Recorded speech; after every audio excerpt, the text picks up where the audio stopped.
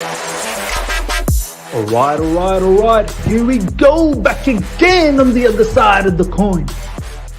All right, we are back again on the other side of the coin, ladies and gentlemen. Thank you so much for joining. For people that have tuned in already, smash the like button straight away. It helps the channel out massively. You don't understand, honestly, how much it helps it out. So smash the like button, share it with people if you know in your socials.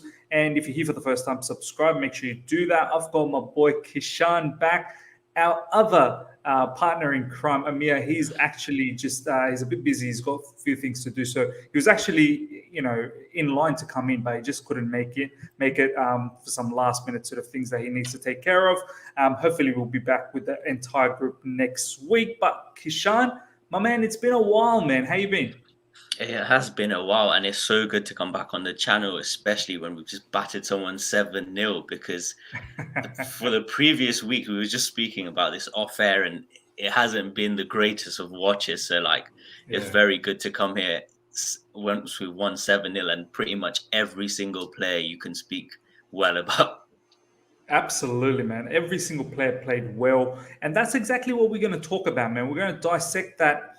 Not really dissect that game, but dissect our personnels that played in that game and what does it mean to the players that are injured, how it's impacting and whatnot. We'll talk a lot about that. But before all of that, I want to give a massive shout out to the live chat. It's been a while. I haven't been doing that many lives in recent times. I do want to bring it back maybe once, twice a week. I do want to get into the whole notion of doing more smaller videos and then throw in the lives here and there. So hopefully you guys are enjoying the smaller videos as well. Check out the reviews. There's 3 reviews, one from Ishan, one from Jonathan and Taryn, and one for myself. So do make sure you check out the reviews of the match that we had yesterday. But shout out to, let's go from the top. Shout out to Kaku. That could be short for Lukaku, maybe. Robin George, thank you so much for joining. Jonathan Jitro, thank you heaps, my man, for joining. Flyers, as always, thank you, my man. Alex, thank you heaps for joining. Jonathan Jitro saying, big up, Miz. Kaku is saying, I love Chilwell and James. Jonathan, big up, Miz, again. Thank you, man. You've said it twice now. I love that. Jaswan Jashu is here. Thank you. Jaswan's actually an Aussie. He lives in Melbourne. Fantastic. Another Aussie, I suppose, supporter of the channel. Robbie, thank you so much for joining. Bonolo, good to see you. Tumo CLA, really, really good to see you as well. Sipo is here. Ose is here as well. Big up Miz and Kishan. Really nice comment there. Jaswant is saying, what a Sunday this is. India versus Pakistan. Yeah, actually, yeah. The cricket 2020 World Cup's on. So that's going to be interesting as well. And Man United Liverpool, which is a very big one as well. All right, Kishan, let's get straight into this. The front 3. There's a bit of conversation that's happening in the fan base at the moment with obviously Lukaku and Timo Werner being injured. And in recent times, Lukaku hasn't scored. And I'm not saying let's drop him. I still believe in Lukaku. He's a lethal striker. We all wanted Lukaku. But are you one of those guys who's starting to think, hey, that front 3 last season was a lot more fluid, whereas now with Lukaku, the opposition knows who to mark. That's your bad boy. I know who to mark, and I'm just going to be focused. And sometimes they have 2 defenders on him. And on top of that, it seems like Lukaku is not as fluid as the front 3 that we had last season.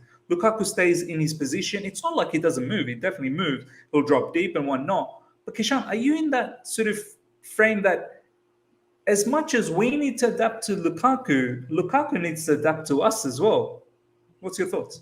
Yeah, literally, I think it works both ways, because when you looked at yesterday, we were so fluid, and all of last season, the only problem with last season is that we didn't have someone to put the ball in the net, and then we buy someone to put the ball in the net, and then things look less fluid. So it's almost like a double whammy. You don't know which side, because yesterday was probably the first time where we actually scored a lot of goals. When we were balling yesterday, bro. We were balling. Did you see the yesterday? I think it was 2.42 2.98. Something like that. Yeah, was it something like that? Yeah. Yeah. So to score 7 from that shows like the quality of the goal. So it's almost a weird one, because we brought in Lukaku to score a lot of goals, And another thing is, it was Norwich, so it does come with that caveat where you think Bro, they were bad. They were sometimes I bad. think if Lukaku was in that game yesterday, do you not think he would have filled his boots up as well? I think he would have loved it yesterday. And I thought Kai Havertz, to be fair, was actually really poor out of. I think he was the one performer yesterday where I Yeah. thought, he's not really done much. Grant Hanley was handling him actually really well. And it sounds stupid for a game that we won 7-0, but he actually did quite well against him. So overall fluidity, though, I think you're right. Like without Lukaku, or I'm not even sure if it necessarily is Lukaku, because we need to see more of these combinations. Maybe like Hudson-Odoi, Lukaku, Mount could be something that works as well. I think Mount and Hudson-Odoi together, they have this sort of connection on the pitch. Do you know what, Kishan? I want to talk about that. I feel like that's such a good point that you've brought in. And this is the reason why I feel like I don't want to be harsh on Lukaku. I still need Lukaku to adapt. He has to adapt. Do you know what I mean? It's not a one-way street. But Callum Hudson-Odoi, as well as Timo Werner has been doing in recent times, he's scored a goal, he's been scoring for Germany. His combination with Lukaku seems like it's kind of working and it's getting to that situation, and then both got injured.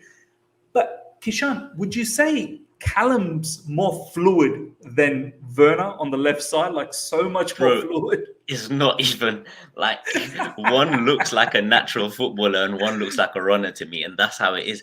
And the thing is, yesterday, when you look at Callum Hudson-Odoi's goal, that goal is something that we kind of want Werner to do. Finish, bro. Yeah, Fabulous and finish.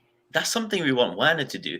And if Werner got into that position, he would have. I know what you're gonna say. He would have ran away from the goal, and from a weird angle, he would have shot with his left foot. He would have done that, and that's just all down to confidence. And if Callum Hudson-Odoi can get better at that side, where the side where we employ Werner on that left hand side to do, I don't think it's pretty much a no-brainer, because what else he provides from that left?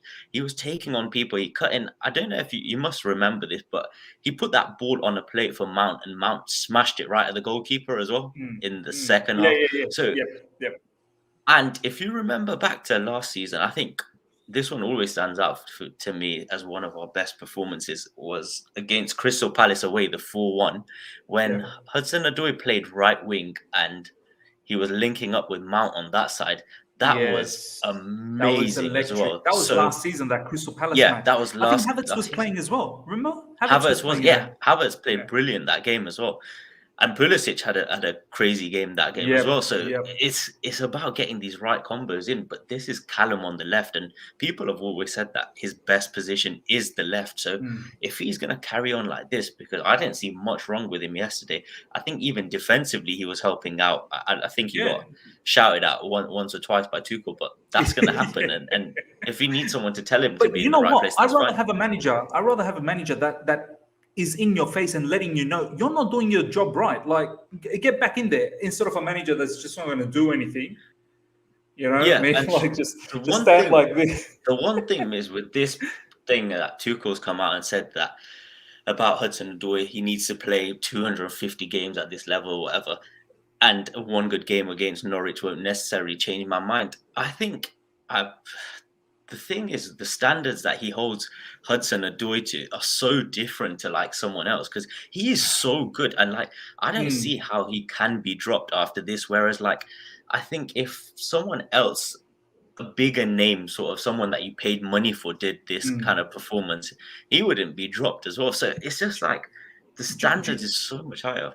Do you know what, Kishan? I hear you. I hear what you're saying. The standard's different, it seems like, for Callum, but I don't know if you saw the full extract of that conversation, what Thomas Tuchel did. The journalist, I think it was Nizar, very sneakily just put on the juicy part of that conversation as the headline. But the conversation went something like this. I read the whole thing, right? And then I realized, because my initial reaction was just like yourself, Kishan, that what's going on here? Why is he so harsh on Callum?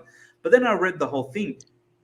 I think it was Nizar who asked him, will this be Callum's turning point if he does well against Norwich? And then Tuchel said, well, it's only going to be a turning point. Well, it's something that Callum can only answer. And in his perspective, he thinks it's only a turning point if he plays the next 250 matches and he becomes a Chelsea legend. And then he looks back and goes, yes, that was a turning point. As opposed to after having a very good game against Norwich and saying, hey, was that your turning point? It's ridiculous to say after one game, yeah, that was my turning point. Well, turning point for what? Do you know what I mean? Like, you haven't played enough to... So that was the conversation, really, that was going on. Now, I want to counter what you said about it feels like Thomas Tuchel holds him in a different sort of threshold. But, Kishan, I want to ask you, Sarri wanted to be patient with Callum Hudson-Odoi. Lamps barely even used Callum Hudson-Odoi. There were times where Callum was the natural winger and he'd use Mount as the winger. Do you know what I mean?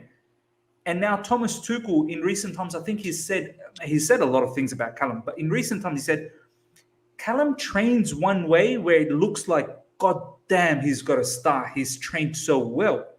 And then he plays and it's not the same person that has trained. Do you know what I mean? Like, he can't seem to translate what he trained into the team. So, I mean, do you feel it's got to do with some sort of maturity as well? The fact that Callum is young and maybe as he grows a bit older, he will understand that I got to make sure. Like, look at Ruben Loftus-Cheek taking his opportunity with both hands right now. I think there must be some sort of tactical issue in terms of tracking back, etc. But what it is for me is when I look at who else is playing, no one's really playing that well anyway. So for me, it's more like that way where he does well in certain games. So say last season we were talking about that Palace game. I thought he was brilliant, and then next game he just won't be there. And you think to yourself, why? That you're actually just brilliant in a position that he wasn't that familiar with. That was the right wing back spot as well. So I think this left position, he's showing sort of some behaviors that Timo Werner would show, but with the end product yesterday as well. That finish was literally like Henry-esque as well. Yeah, that was brilliant like finish. literally something Henry. And the run as well, Isham. The run was nice. Like he didn't, as you said, he didn't drift away. He knew exactly when to come in. He came back, and then literally he was onside. Exactly onside as well. Great ball, and the finish was good. And even the touch to set it up on the right foot, he touched it with his left foot inside, because Werner would probably touch it with his right foot outside and then whack it with the left, and you know what happens next. So if he keeps going like that, I think it's brilliant for us. And in terms of our most creative player, I think he is our most creative player in terms of when he's not on the pitch, things come through Mount and stuff. But in terms of like just electric pace, putting in crosses, etc., I think Callum Hudson-Odoi is that outlet that we kind of hoped other players would be, really. No, 100%, man. Look, I hope he continues on. I really don't want him to rest against Southampton. I know it's Carabao Cup. I don't want him to rest because the man hasn't played enough. So fatigue shouldn't be an issue. I want him to continue on against Southampton. I want him to then continue on against Newcastle as well. Build that momentum. But it's a very good point. Bobby Smoky Signals, thank you so much for the super chat. For everyone that donates to the channel, thank you heaps for the support. We've got nearly 50 people live. Smash the like. Let's get those likes up to 50. Let's keep up with those likes. If we can get to 100 likes for the stream, that's going to be amazing. So let's smash those like button straight away.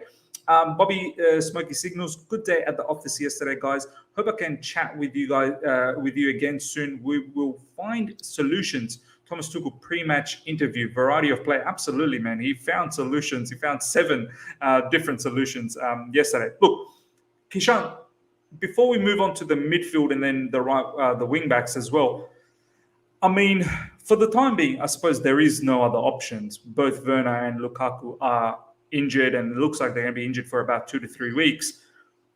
What's your thoughts if everything sort of falls into place? Because we've got some favorable fixtures coming up. If everything sort of falls into place and we're banging in goals, once those lads are ready to go again, what do you do? And that's a good headache to have, and that's what we want, because we don't want these players performing at a level where you think, it's easy for Lukaku, Werner, and even Christian Pulisic when he's back. I don't think he's going to be too long to just slot back in. So I'd love for players like Callum Hudson-Odoi to continue. Mount's pretty much nailed on no matter what he does. Brilliant performance from him as well. What a performance, man. Hat-trick as well. Wow. there's a reason he's nailed on. Yeah. He's shown it over a good period of time. So, like, again, for me, when I was speaking at the start, I'd love to see that combo of Callum Hudson-Odoi, Mount, and then And Lukaku. Lukaku up top. Yeah. Yeah, because I thought even the game against Southampton when Callum started, so it was Callum, Lukaku, and Werner. They all started And that game, didn't Werner, yeah. Yeah, Callum yeah. and Lukaku 'Cause looked really good on that left they side. did. They did look really good, and Loftus-Cheek was in that sort of driving with the ball and stuff like that as well. So I thought that combo looked good. So I'd like to see the three of them again. And Havertz, in this current moment of time, I don't think he's really done that much to say I should be in the team. But the thing is, there is the case that we just look more fluid with him because you know how even Pep plays with a false nine. That's not really a striker, and when you do that, your team looks like massively more fluid. And Havertz, he doesn't just stand in that static position; like he moves around, literally he goes left, all right, over the everywhere. place. And one thing I was impressed with him against Norwich was actually his pressing. Some of it was really good. Some of it, I feel like he could be a bit more intense, like Mount with it. But some of the times he was quite intense at running down the ball, etc. But apart from that, I know it's almost like the Firmino kind of performance where he didn't get the thing I hate about Havertz. Stuff. The thing I really get annoyed about Havertz is sometimes he looks a bit lethargic on the ball. Like he gets dispossessed, bro. He gets dispossessed so easily. Some of his passes are not like it's like crisp. All of a sudden, he loses focus. And there was a moment where Thomas Tuchel was screaming at him, what are you doing? Like, who are you passing to? Like, I think focused. Like the passing is like too nonchalant and slow sometimes. Like if you pluck him out of this guy, he will take it down. But like his weight of pass compared to someone like Mount, it's not snappy enough. Whereas Mount does things like really, really snappy and to the point. Whereas Havertz is a bit different to that. And like, I think we've spoken about this plenty of time, and I think even in the future that's something that's going to annoy us when things are going right. It's fine, like you don't really point it out, but when you're losing, etc. I remember the Juve game. I just remember looking at him and thinking, like, we put Ross Barkley on. Honestly, we put Ross Barkley on, and he did more in like those 5-10 minutes than I thought Kai did in the whole game. Ross Barkley is another one as well. Every single time he's come on for us, I've been mad impressed with the geezer. By the way, what do you think about his cheeky approach to Mason Mount to try and take the penalty when Mason missed the first one? He walked up to Mason and was like, do you want to take the retake or do you want me to take it? And Mason, obviously, it was his hat-trick opportunity. Like, literally, what are you doing, man? Why are you... For me, Ross Barkley is the better penalty taker out of the two by far. I've seen Barkley take a lot of penalties. Technique is better. He's a brilliant penalty. This is the one thing I'll say about Mason's penalties. He seems to, once he misses, he changes the direction completely, because early on in his career, he only used to go across his body until he missed against Tottenham. And since that Tottenham miss, he always opens his body out. And then he misses against Krul opening his body out. So he thought, let me smash this down the middle. And that was a poor penalty as well. Bro, the second one where he got in, it touched Krul's leg and then got in. So yeah, he should have saved it. I want him to be more decisive. Go either the right side or the left side. And he's got the technique. Do you know what I mean? You hit it with conviction either side, and sometimes the keeper will pull off a worldie, but his is pure directional at this point, where even though he opens his body out, he doesn't get it right into the corner. So if the goalkeeper guesses correctly, he's going to save it. So it's something that he needs to work on, but at the same time, he's probably like really and truly, if all of our players are on the pitch, he's probably third in line behind sort of Jorginho and Rom. So for sure. Depends on how much emphasis you put on it. For sure. Robbie, with a really good comment here, Pulisic and Lukaku will be really good combination with Mount behind them to balance their attack. I think that'll work as well. I mean, similaristic sort of there's so many of these combos that we need to try. And the issue with Pulisic is I don't know when he's back. When he does come back, And then not the sure how thing long is, he'll stick Miss, around. once he comes back, you have to kind of give the guy a few games to get up to speed as well. Yeah. And you can't expect something straight away. And this is the thing, have we got that time necessarily to do that?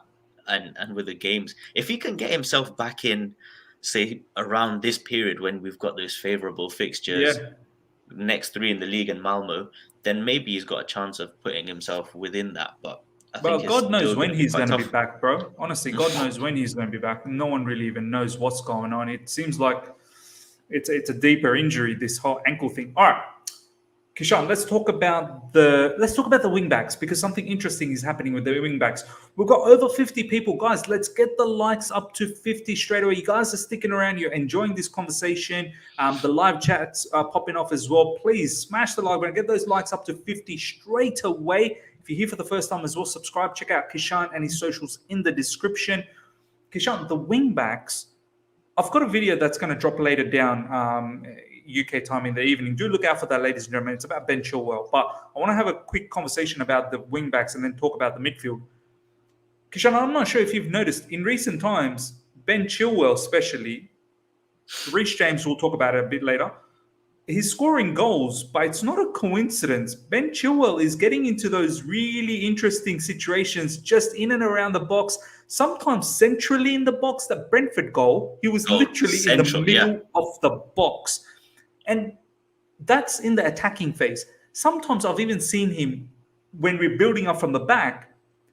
Yes, he is on the left side because that's where he is. But sometimes he comes in and drifts into the middle of the Kovacic and Jorginho. It's like he wants to be making sure that we don't get overrun in that midfield and we do have another body. I feel like it's a bit of a tactical tweak that he's had this season, because last season, Kishan, if you remember, he was trying to hit the byline and just cross it in. Just whip those crosses in, close your eyes and hopefully it goes in, and just keep it in. Whereas this season, he's still going towards the left side. And that may be because of Callum. Callum playing so tight on the left side, which is forcing Chilwell to come in. But then again, against Southampton, Callum did start, but against Brentford as well, Chilwell was doing the same thing. Have you noticed this sort of change in Chilwell where he's more sort of not hugging the touchline, but more sort of centrally? Right, honestly, it's like when we used to speak about Alonso and he just used to be in the right position at the right time, almost as a second striker. Chilwell is almost like that now, where sometimes he looks like an attacking midfielder. Like if you were guessing from his position on the pitch, you wouldn't necessarily guess he's a left wing back if you've never watched football before. And to be honest, like he has scored 4 in 4 as a wing back, and like how technically clean the guy is when he gets into those positions. Sometimes I wish like our strikers and our attacking players could learn from the guy, because his technique is so clean. Bro, that left foot is brilliant. That left foot is so good. And yesterday he even had a pop from far that didn't go too far over the crossbar as well. So technique wise, he's brilliant. His positioning's getting there. And I remember we had this intensity talk about some other left backs and wing backs, and I said that I didn't really like his intensity, but I think that side of it he's getting better at as well. And that one of the reasons might be because he was left out and he feels that he needs to show more. But since he's been left out, my God, I think we've unleashed a beast within this guy. Bro, I think he took it personally, bro. I think he took it personally.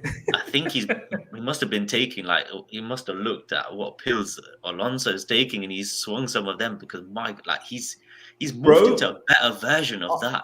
I'm just going to bring it up. You're going to get amazed. I know this has all happened, and why are we still getting amazed? But it's still so interesting. Whoa. What's going on? Okay.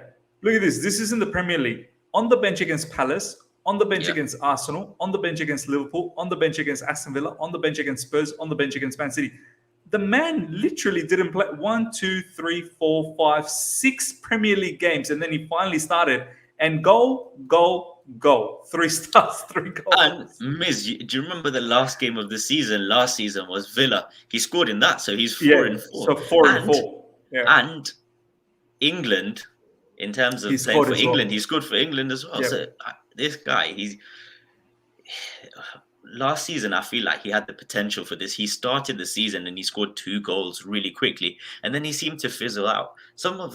he did get into the positions, but it just didn't seem to go right for him. But I think this confidence that he's got is amazing right now, and everything he touches turns to gold pretty much. And I'm loving it because at 50 million, I remember when we purchased him for 50 million, there was a lot of question marks, even some from ourselves. But I questioned it as well. Yeah, but like 50 million is actually a bargain when you think about what he's done this season. But I think he's one of those players underrated massively from last season when you look at his impact on us winning the Champions League, because bro, he was huge. He was huge defensively. Defensively, huge. I was not really convinced by him when I've seen him at Leicester, especially against Riyad Mahrez. And then in the final of the Champions League, he pocketed Riyad Mahrez so well. He scored 100%. An important goal in the quarterfinals against Porto and stuff. So for 50 million, I think he's been a steal for the price. No, 100%, man. I mean, look, he's another one of those ones, momentum kind of player. I remember the first game against Southampton when he came back, gave away that uncharacteristic penalty to Tino Livramento as well. I'm another Chelsea boy. By the way, Southampton with Livramento and Broha. Right. These two are coming back to Chelsea. They are coming back. Without a doubt, they're coming back. Broha obviously is on loan. Livramento, like for his age, is insane. Yesterday, I was watching. He's going to become one of the best right-sided player. And that right wing back, Reece James better be worried because there's a buyback on Tino Livramento. You know what will be an interesting debate one day on your channel is him, Livramento, and Lamptey, because if you watch the City game yesterday, Tariq Lamptey again. Like, I know they lost 4-1, but I heard he played mad. He was amazing.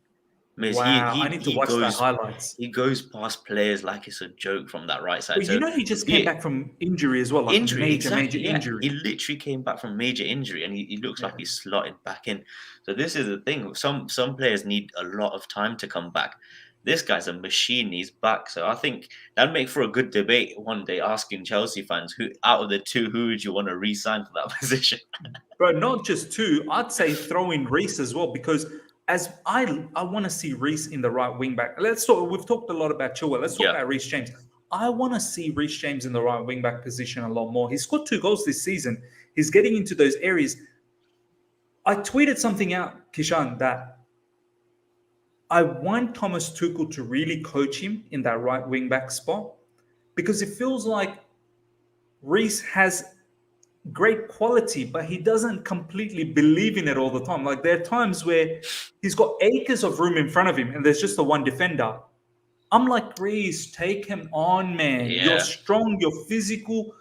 Try and hit the ball past them and use your pace and take them on. Use your physique the way Ruben Loftus-Cheek does. But he always turns back and hits it backwards. And I feel like that's a coaching thing. I feel Thomas Tuchel can go up to him and say, Reece, I'm giving you all the authority to go out there and, express yourself. Do you reckon, Kishan, that maybe down the track, when Aspie one day leaves Chelsea 2 seasons or whatever the case is, as much as I'm thinking he could be okay as a right wing back, but maybe he's more suited as RCB. I mean, and then there are players like Tino Livramento and Tariq Lamptey who are a lot more expressive, explosive, and all they want to ever do is just take on their man. Do you know what I mean? Yeah, I fully agree with you. Like, in terms of that dynamic spot, us, Miz, we were campaigning hard for Ashraf Hakimi from that right wing back spot. Bro, we thought he was already signed up. We were going to buy his jersey. You were going to buy it for me. We have. So I think there's a certain profile of player that we like in that right wing back. Those certain flyers with the ball that take on players and stuff. And Reece has got it in his locker. I think when I think back to last season when we were 1-0 down against Man City, there was a few times where he ran at Mendy like that with that intensity. And I was like, that's it. Yes. Just bring that. But I think it's like, those kind of things, when you don't do them for a long time, they kind of go out of your repertoire. Like, you have to consistently do them to remember that behavior, that, yes, I've got it in me to take on this guy. Once you stop doing it, it just comes out of your locker. And I was on Chelsea Perspectives channel yesterday, and we were talking about Reece and why he doesn't do that and so. But I thought he still found a way of being sort of effective himself, and similar to Chilwell, you don't really see Chilwell completely leaving someone for dead, but he's just found his own Chilwell way of doesn't being. have that pace though. Like Yeah, we know he doesn't have that pace. Do you know what I mean? and the thing is with Reece, I don't think he's blistering, but he's got the Mm. body type, and I think that's what you're getting at. Use that physicality with that bit of pace to nudge someone, etc. Bro, Yeah, we've seen Reece James' recovery pace. Yeah. It's not slow. Like he it was can recover yesterday. very quick. Miz, yesterday early on, someone pinged a ball, and he was completely out of his position, Yeah. as people probably wouldn't have got done like that. But he recovered because he had that pace to run back. Yeah. Whereas, so I know you mean he needs to use it on the other side, but I still think he's found a way of being effective. Where when you look at the game against Arsenal, etc., he didn't have to take on his man. He just finds really, really You good know positions. why? You know why? Because in that match, we were making sure with Lukaku's presence That someone was getting dragged out. Tierney was getting dragged out, and then he goes into there. Yeah, exactly. Correct. So if we could, and I thought his goal yesterday was kind of like that as well, like where you create an overload on one side, and then you get the ball out to Mount. He plays it to Reece, and that dink finish was unbelievable as well. Brilliant finish. He's found his own way of being effective, even in that right wing back spot. But I think we both know that to be in that kind of role, you want someone more dynamic, and that's why I really liked Hudson-Odoi there last season. I didn't think he did too much wrong there because his link-up play with the attackers was so good and so crisp, especially with Mount. So yeah, I would love in the future to see one of those, especially one of those Cobham guys, return as a right wing back. But another point is we're playing this 3 at the or 5 at the back, whatever. For now, who knows if it's something that we'll roll with in the future, because a few transfers can change things, etc. Because and the other thing is we are known as a club that doesn't stick around with a manager. Like we don't have that history. As much as I hope we stick around with Tuchel for another 5, 6, 10 years, if we can. But the history suggests that's not how we roll. So we'll see what happens. So a lot of things can change. I hope it doesn't, to be honest. Siddiqui is saying, plus Reece's body shape is always wrong when receiving the ball. This is a good point as well. At times I feel like let the ball roll so you can, roll with the ball as opposed to have touch it straight away. Yeah, and not just that. Like sometimes he already faces his back towards the defender. Why are you doing that? Like, why are you always... Some players are really good at letting the ball roll. Like Mount's like that. Mount. He's brilliant at just manipulating where the ball should land and whether he should let it run across him to take a touch on this foot. So it comes from just that game understanding. I think he can learn it a bit better and he can be coached into it. So it'd be interesting to see. But yeah, even yesterday, I know he didn't run at his man or whatever, but you can't really knock his performance because no. You can't. You 100% can't knock his performance. And I want to see a lot more of him in the right wing back spot anyway. With Chalobah's rise in the RCB role, with Azpilicueta as well playing in that, I still want to continue seeing Reece James playing in the right wing back spot. So we'll see what happens there. I just want him to be a little bit more flair oriented. That's hopefully by confidence it will get there. Okay, Kishan, let's talk about the midfield. Kovacic is unbelievably underrated. I think it's about time our fan base, the rivals' fan base. I mean, this man's got more assists than I saw some tweet than Bruno Fernandes and Kevin De Bruyne together this season in the Premier League. So those two are known for assist making, right? So Kovacic 5 Premier League assists, I think, this season, or 5 in all competition, or 5 maybe in the Premier League. I'm not really sure. I think it's 5 in the Premier League. And he's already scored a goal as well. That ball for Callum Hudson-Odoi, that was juicy, bro. That sliced through the Norwich defense. And he did a similar sort of pass against Aston Villa where Lukaku went in. Yeah. Bro, do you feel this guy, he's another one of those guys from last season, probably took it personally when a lot of our fan base was saying, oh, he doesn't produce much. Do you feel like he's saying, oh, I don't produce much? Wait till I start doing what I need to do. His vision is unbelievable, Kishan. Do you know what I mean? Like, is he one of the midfielders that you feel? I do want him to start, but then I sort of think, how does Ruben Loftus-Cheek fit in? Because to me, both of them kind of look a bit similar in terms of driving. Ruben doesn't have the same vision as Kovacic, though. Kovacic's got immense vision in terms of passing. Not to say Ruben's bad passer. Ruben's an amazing passer as well. But Kishan, there's another conundrum in midfield. Like, who do you go with? Kante, Jorginho, Kovacic, Ruben Loftus-Cheek. Yeah. What about Saul? Saul couldn't even get on when we were 5-0 up, miss. Bro, I don't know what's going on with that, honestly. You know how I feel about that whole loan, but anyway, go on. But at this point in time, because we've got Loftus-Cheek, it doesn't seem like too bad now. So that's one good thing. But I do get what you mean in terms of profile-wise. Yesterday, when I was on the Chelsea Perspective channel, it was like, oh, do you think he should be starting over Jorginho? And I was like, that profile-wise, it don't match having Kovacic and Ruben Loftus-Cheek together. If you have to, like, if you want to control a game, you leave Jorginho in there, and you might have Loftus-Cheek or Kovacic as that extra one to kind of drive with the ball. But yesterday, Kovacic was just amazing. Even in terms of defensive duties, I thought running back, 5 tackles, tackling, I think it was the most. He was brilliant yesterday. So just overall performance, and he also assisted Chilwell's goal. Just in terms of the weight of pass, there was really good for Chilwell to have that shot. So 5 assists.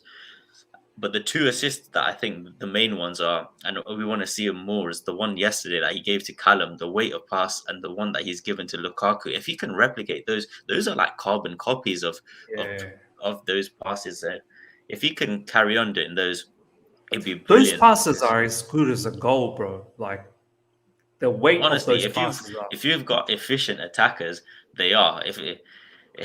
It's almost bad, because if he did that in a game and you've got Werner up front, that pass would no longer be remembered almost. So it's like, bro, you hate Werner, don't you? You hate Werner. Ladies and gentlemen, live chat, give it to him. Give it to Kishan. He hates Werner. I do not hate Werner, but I think yesterday we saw we can still be very, very fluid without him. I think when you have him and Lukaku, like against Man City, we just had no real attacking outlet. It was so disconnected. So disconnected. So yeah, yesterday was very good. And Loftus-Cheek, even when he came on, he looked good. He got an assist as well. Yeah. He could have gone for goal himself. He could have played in Barkley. Yeah. I think. By the way, if he had gone for goal himself, my man Ziyech would have got the assist. So I'm a big cut for that. That was a really good ball. And to be fair, Ziyech did look good when coming on. He came out firing. He was just rocketing shots left, right, and center. There was one shot he got real close. The curled one, yeah. And there was these other. The first thing he did is when he got it, he tried to look for that ball up party piece, cuts in and he puts that. I'm like, oh god, not this.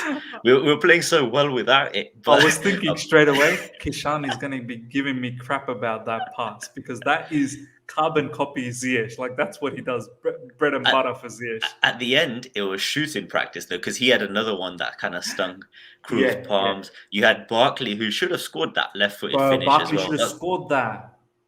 That would have been Kovacic's third assist, by the way.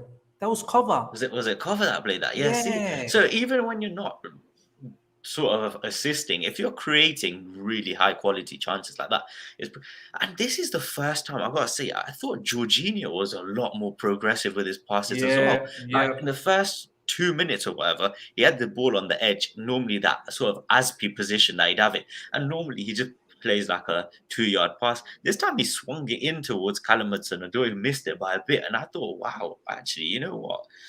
This is something different from you. If he can, and I think this might actually be a tactical instruction from Tuchel to the both of them. That I think so. Maybe don't play too much side stuff. Go at it. Like there's a time and a place for the side stuff to evade pressure, etc. But your Chelsea players in midfield, you're supposed to have a bit more about you, and that's what I'm liking to see with someone like Kovacic. Is that he's brilliant with the dribbling, but it's about how effective you can be in terms of the numbers as well. And if he can get that side up, he's an amazing midfielder.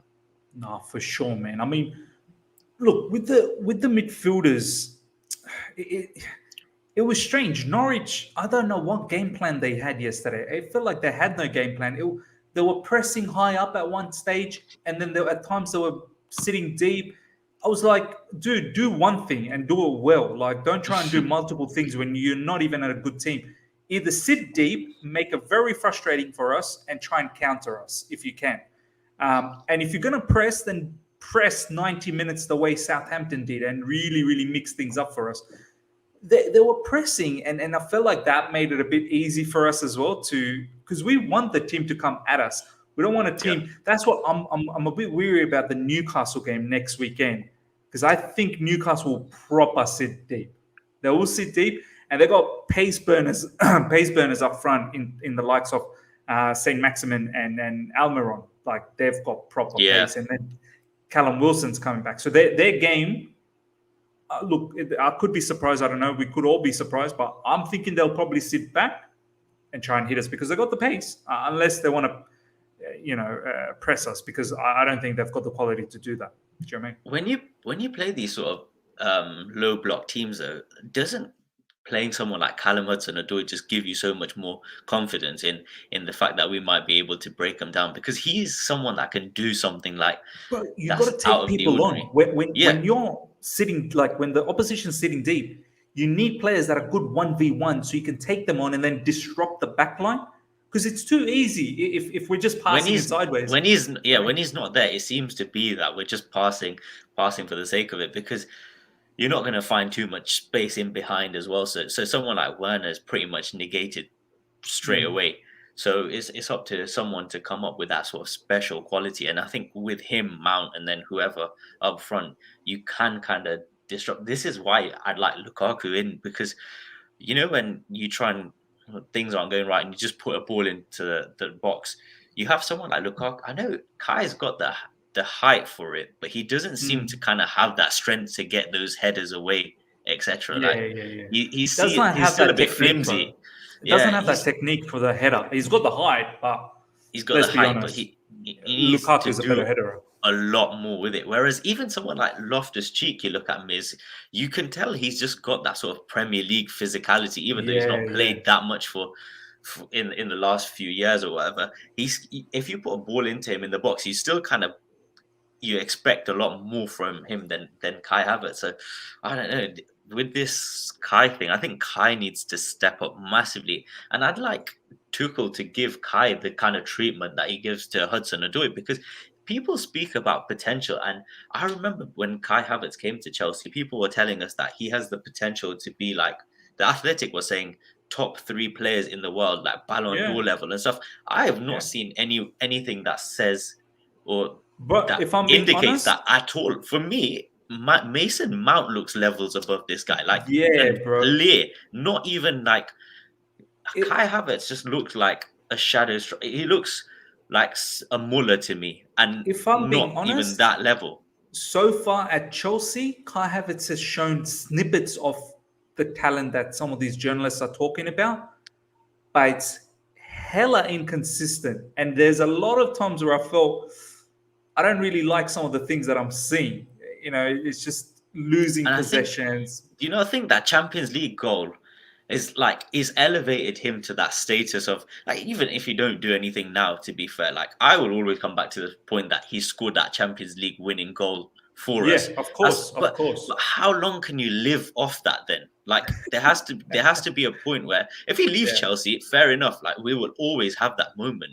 Yeah. And we'll always look back to it. But like, whilst you're here now and you want to improve as a player to go on and do what you want to do, you have to show a lot more and be a bit more sort of ruthless than you are now, because then you're not going to make it to the level, because it almost seems like an effort problem. And I know his body demeanor and stuff doesn't help him, but you still got to exert yourself more, because you look at who we've got in the team, and we had a team without 3 players and we played this well.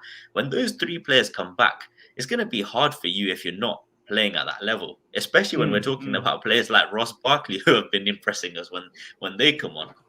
100%. Look, the thing I want to say about Havertz is he's younger than Mount. So hopefully, things will click into gears very soon. Mount so mature for his age, it's not even funny. But look, that's enough about midfield strikers. Let's talk about defenders. Kishan, let's start with Trevor Chalobah. Oh my God. This man comes in, clean sheet, clean sheet, clean sheet. Is defensively so solid. I kid you not, Trevor Chalobah starts for Man United. I think it'd be better than... Bro, he starts for Chelsea anyway, of course. Yeah, like he starts for Chelsea anyway, but Blue play with a back three. But those guys play with a back two. I think after Rafael Varane, and it's only because Rafael Varane's won so many things, he's well decorated, but I think Rafael Varane is past his prime as well. Trevor Chalobah is better than Maguire, is better than Lindelof, much better than Eric Bailly, definitely starts for them. I'd even go, maybe not for Liverpool, Van Dijk and Matip probably most likely starts over there. But Chalobah's probably third choice, I'd say, after Matip.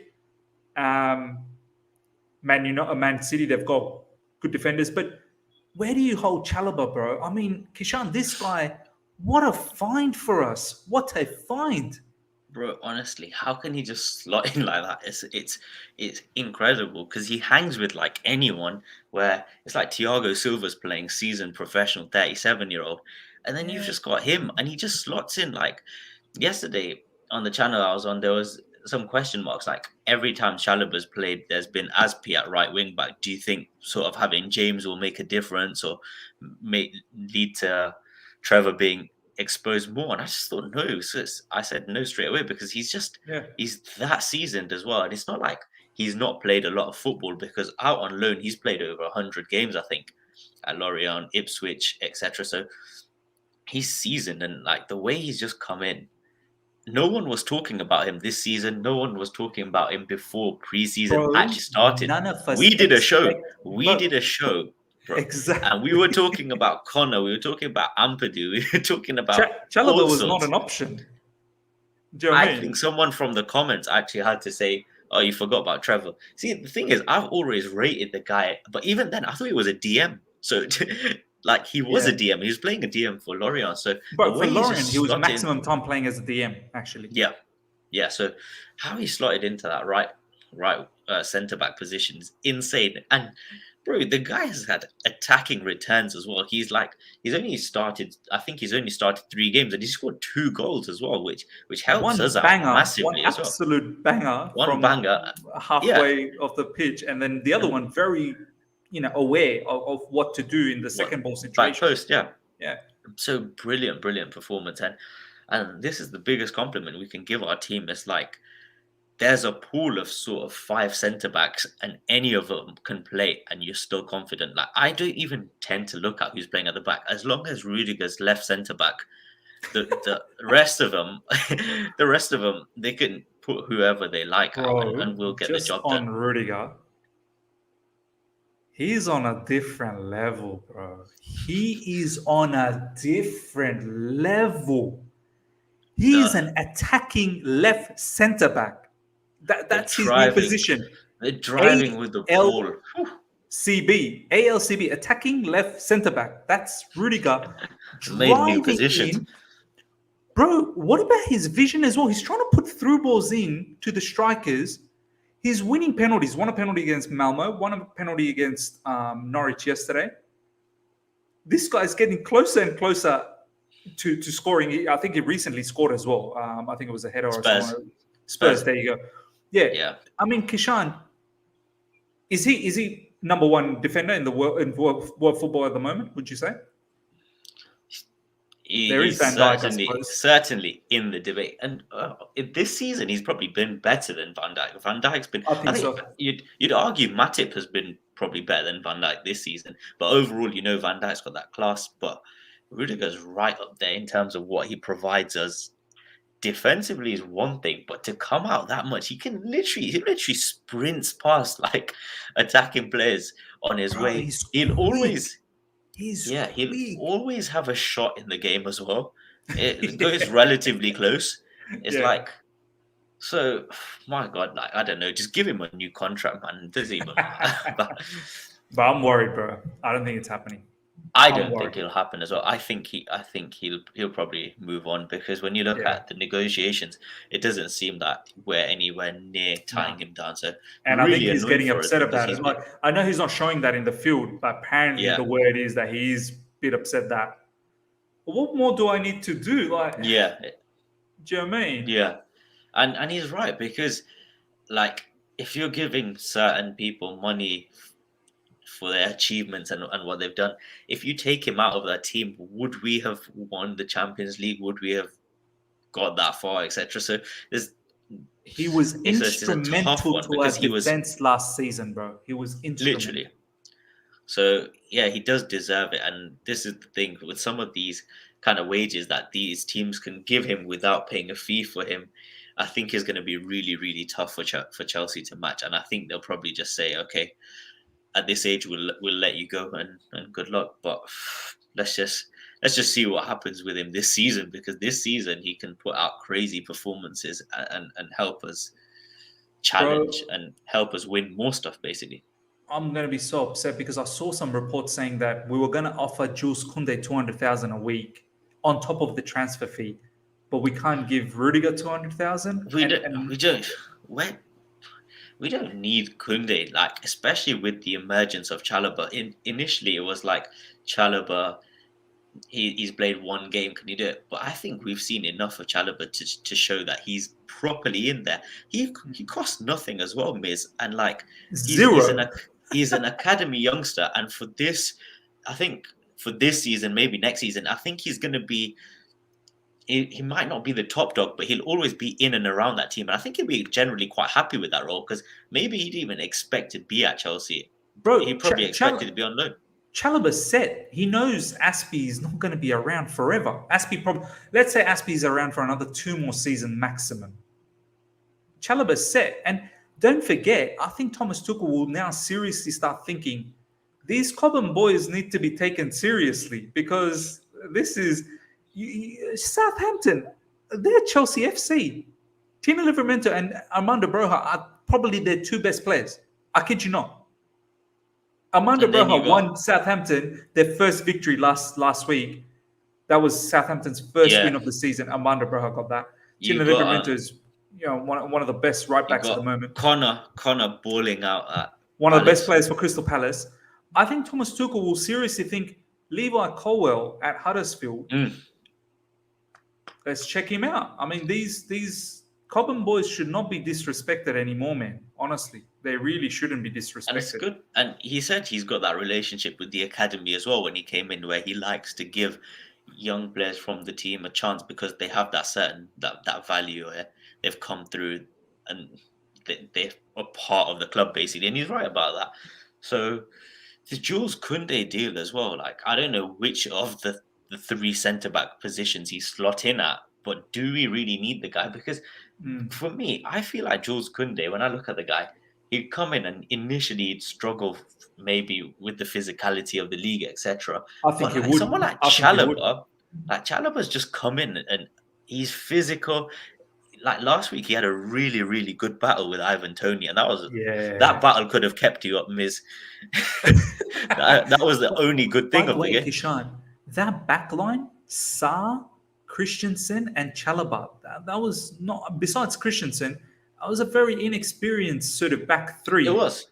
against a very strong physical Brentford front two. Do you know what I mean? And you know the thing is, individually, I say they all played well, even Malang Sarr. But Well, and Malang then Sarr played as a well. unit, He played in well. terms of the thing is, what we didn't see is in terms of positioning, etc. They would have been off for the amount of chances that Brentford got. Brentford got way too many chances and way too near the Yeah, goal. So yeah. positionally, they would have been off. But if you watch them all individually, they're brilliant. And there was this one time they had this chance, kind of looked like it fizzled out, and the guy did this amazing scoop and scooped it over. And there was Chalobah just on the line to flick it off. But that kind of awareness is very good because a lot of the time you think, okay, what's he really going to do in this position? But it's good that he showed that he got onto the line with that bit of awareness and he managed to kick it off the line as well. So he's right up there. It's great to have Rudiger back, and then that centre backs the dead center one, Thiago Silva. He doesn't play like he's 37, and you got But Christensen you know what? yesterday I wouldn't mind him to give another one more season extension. I mean, to if he can Thiago Silva. continue, Yeah, yeah. same. Why I not? wouldn't mind as well. Like, Yeah, and he don't cost much in wages. I don't think he bro, was a he's free taken a transfer, pay cut. etc. He Yeah, took he a pay took a cut to come massive here. pay cut, and Yeah, he just seems to like love Chelsea as well, like culture bro, wise, he's in everything. So love with Chelsea. He's in love. Do you sleeps see with what the he wrote in kid. the? But do you see what he wrote in his Instagram recently? Yeah, I'm living my dream. I'm like, dude, this guy, he must have always loved Chelsea. I feel like the deep way down he must have always liked Chelsea. you know what's like when you look at him, he's one of those players that even when he retires, he'd be remembered as like one of the best of that kind of Cult hero, bro. generation. Cult hero. Yeah, Cult you know, hero. like kind of that one of the best of that generation. Yeah. So when you look back at him and what he's achieved in football, it's still crazy that like we gave him that Champions League. Like Unbelievable. It's a he mad won it story. with It's a us, mad and, story. and he was at Yeah. some great teams, and he won it with us. And let's just hope that he can add some other trophies with it as well. 100%. 100%. Ladies and gentlemen, we've got nearly 100 people live. We've hit 50 likes, which is fantastic. Let's get those likes up to close to 100 as much as we can. Let's get to 80. If we can get to 80 likes for the stream, I think that'll be a fantastic achievement for a Sunday. Let's get those likes up, ladies and gentlemen. As I said, helps the channel out massively. And you guys have been sticking around. You're enjoying this conversation. I can see the live chat popping off as well, and you're getting in on the act. So please smash the like button, get those likes up to 80 straight away. And let's slowly start wrapping things up. Kishan, we've talked about the striker situation, well, the attacking situation, midfield, wing backs, defenders. I want to ask you a couple of questions to wrap things up. Obviously, we've got Southampton coming up in the Carabao Cup. Do you predict heaps of changes? Already, we've got quite a lot of injuries. Who are maybe some of the players that you're interested to see maybe in that match? And then maybe I'll ask you a couple of more questions. But talk to me about Southampton. Who are you sort of keen? I want to see this guy play against Southampton. The two I'd say is I want to see Loftus-Cheek start again. Yeah. Because I think he deserves it, and he did good against Southampton last time round. Yeah. And I actually want to see Ross Barkley. He might get a game. He actually might get a game. Honest as well, because I feel like he's not done much wrong when he's come on. That pass that he put to Azpilicueta for the goal that Werner scored, to keep that streamlined, that ball, incredible. Bro, the defender had no chance of getting that, and because normally when you play a ball like that, Miz, you loop it quite high in the air. Yeah. That was so streamlined. Nah, he hit it flat. He hit it flat. Yeah. Do you know what I mean? Amazing ball, and like if you don't do that, maybe we don't go on and win that game as well. So I think he's definitely kind of earned his corner in this team. But every time he's come off the bench, he kind of put in a bit of impact. Do you know what I mean? You look at even Juventus. Do you remember he put that ball into Rom to spin, and Rom should have finished. He should have finished that. And yesterday he looked good when he came on. So I'd like to see him. I'd like to see Loftus-Cheek, and Ziyech is actually one that I'll put forward as well. I guess you weren't expecting that. But on top of this, I'd probably in terms of the striker position, I think you'd have to still stick with Kai, because what else is there? You would have to, unless you go with that, what we did right at the end yesterday with Ziyech in the middle, sort of floating everywhere, Callum on the left, Mount on the right, sometimes Mount in the middle. I don't think we should. I don't know about Callum and Mount for this game. I would play Havertz because he didn't get anything against Norwich, so I would want him to play. Confidence-wise as well, I think he should play. So, and I just want us to put out a decent team, because I think, obviously, even this wing-back position, I can see him sticking with Chilwell, even though, the logical thing would be to give Alonso a game. I think Alonso would start. Yeah. I mean, Chilwell's now played quite a few games. He needs a rest now, So I think it'd be right if Alonso starts. It wouldn't completely surprise me if Chilwell did. But and then but obviously, you know what? I would hate it if Chilwell starts and then Alonso starts against Newcastle. I don't want that. Yeah, no chance. For me, that Alonso in the league experiment is done out here now. There's no need for it. But why would you change it when when Chilwell has been playing that well. And then Kepa in goal, I'm guessing like Kepa should get bog standard. the goal. Yeah, he Mendy gets can there. just chill. I'm guessing Yeah. you'd kind of see like your players like Malang Sarr maybe as well, because I'm he actually started the last interested. game. I'm interested to see how Malang Sarr does, because I said the other day off the back of his match against Brentford, if this brother does a backup job like that on a regular basis, he could start putting another seed in Thomas Tuchel, just the way Chalobah did. This is what Chalobah did pre-season. Good performances, good performances, good performances. And then Thomas Tuchel started thinking, well, wait a minute. There could be something in here. So if Malang Sarr can just do that. For that spot, there's less competition than there is on the other side, on the right-hand side, because there's literally just Rudiger. And you saw once Rudiger got injured, we thought he'd put a right-sided player back there. We thought it was going to be Chalobah going there. Do you know what I mean? Yeah, I was quite surprised that he actually even thought about Malang Sarr. Like when his name came out, I was like, oh, I forgot this guy was even in our Premier League squad, really. So yeah, those are the few players that I'm quite excited to see, and I think we will see no chance whatsoever. Although it wouldn't surprise me if he does start. He probably will start. He to be will honest, start, but like, bro. He has to, man. If I don't see him for the rest of the season, I'm happy. Honestly, like it's getting back to Atletico, man. I don't think Atletico wants him either, bro. Like they got loaded with midfielders. Are you not glad that we didn't sign that obligation to sign this guy? Because my God, that would have been. But do you remember when I was fighting with the live chat? There was no need for Saul, and I got bare hate from live chat saying, "Oh, this guy doesn't want Saul." Everyone was just gassed because like he's a name, and on top of that, he's like that fourth choice guy. But profile wise, he doesn't match whatsoever, does he? I mean, look, early days, we see what happens. I'm expecting he's going to start against Southampton, and it's high time. He has to produce. He has to produce. So we'll see what happens. Ladies and gentlemen, that brings us till the end of the show. It's been such a fantastic conversation with Kishan. I've missed you, man, honestly. Hopefully, we are back next week with Kishan and Ameya, and it's going to be buzzing, ladies and gentlemen. We've got over 100 people. Smash the like button. Let's get to 80 likes. That was the target for the stream. If we can get to 80 likes, that'll be fantastic. We're literally about 17 likes away from 80 likes. So let's do that. And I hope you guys have enjoyed this. If you're here for the first time, subscribe. Kobina is saying, great show, gents. Thank you so much. We'll bring back more lives. Tomorrow there will be a live with the Aussie boys. Scott and RJ. We do the Down Under Football Crew. So we'll recap the Premier League weekend. And then perhaps on Tuesday, I could have a live with Ishan. So we've got Kishan today. We'll have Ishan on Tuesday. And do look out for another video that's going to drop later today, roughly around maybe 7 p.m. UK time, which is about Chilwell. So do check out that particular video. Jonathan is saying, thank you for the lives, Miz. Not a problem at all. Ladies and gentlemen, hope you guys have enjoyed this. Until next time, see ya.